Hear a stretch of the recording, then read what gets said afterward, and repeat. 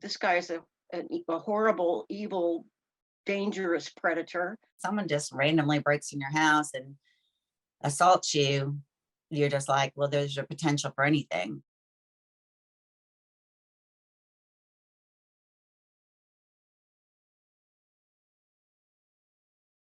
Did say to me, I've been following you, and because I tried to talk to him a little bit, I wanted to keep him calm. I didn't want to, get a knife in my throat. He went through my wallet. He knew where I lived.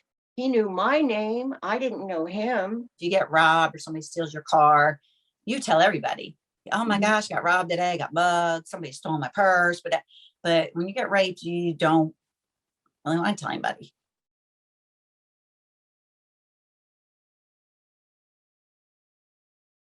He didn't kill me, but he did kill me. My name is Sergeant Cami Floyd. I work in the Criminal Investigations Division for the Broward County Sheriff's Office. Back in 2019, I was already working an initiative on cold cases for sexual batteries, and I ran across a newspaper article that mentioned the Pillowcase Rapist, and that there were 40 to 45 cases that were never solved between Broward County and Miami-Dade County back in the 80s. Months and months worth of digging did not it didn't help me find very many cases to begin with. I didn't have dates, I didn't have victim names, I had nothing to work off. About 500 boxes I looked through, and each box contained hundreds of cases. And each case had to be read, the evidence, we had to look at the evidence to see what was there, if it was able to be prosecuted. Through the digging, I luckily did locate one that matched. What distinguished the one case that I found was the suspect entered the apartment during the night. The victim was usually single, alone, and he used a sharp instrument, covered her face, covered his face. He would regularly threaten the victim not to say anything, not to scream, that he would hurt her.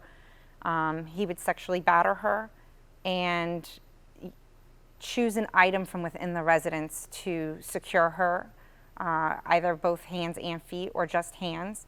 And then before he would leave the apartment, he would take something from the apartment, usually money from her purse. It was a hunch. It was a hunch based on, specifically on this case, that he used a pillowcase to cover his face.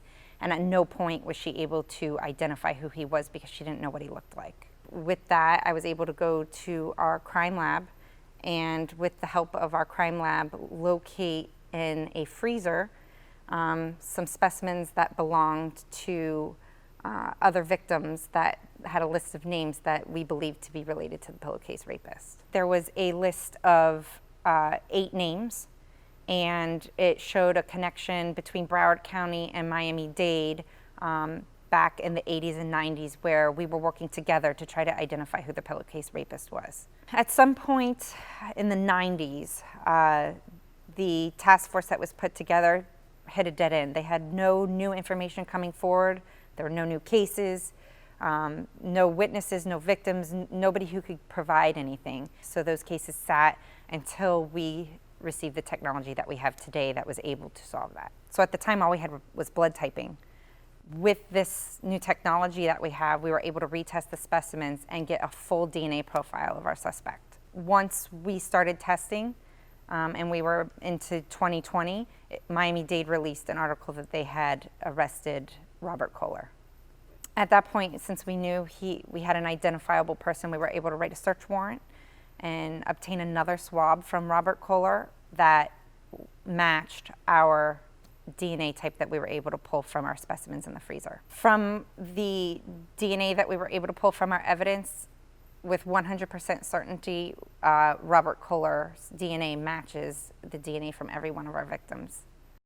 I was very floored. I didn't think for a second that evidence would still be there, because that evidence was me, and tossing out that evidence is like tossing out garbage, And I know they want to catch criminals and all that kind of stuff, but it made me feel like it was worth it, and to a degree that my life could make a difference. And all these years of going through terrible stuff could make a difference. I think it gives me closure. It gives me a little peace of mind that, hey, he finally got caught. You deserve to be put away and never come out. I mean, why should he be walking around? I got over it pretty well, and I'm sure a lot of women didn't. Every single one of these women, I can't imagine what they went through in the initial instance, but having to relive it this many years later, I'm amazed at their ability to recall, their ability to speak freely about it and so detailed. And I'm proud of them. I'm proud that they did what they did so that we can say this is closed. This is who did it, and we want justice.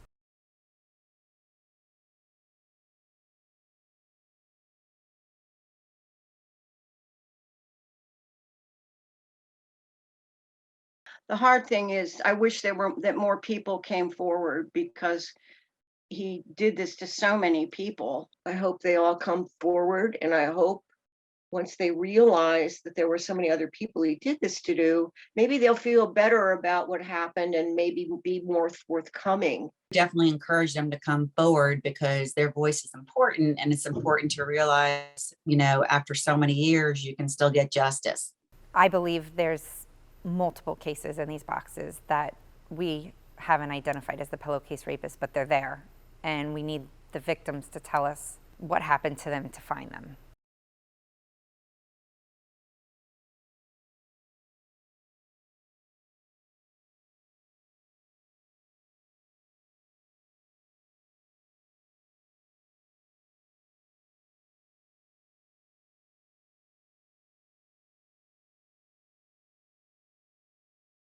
To be able to put a name and a face and say that this person is finally in handcuffs makes me feel that BSO did something good for the community.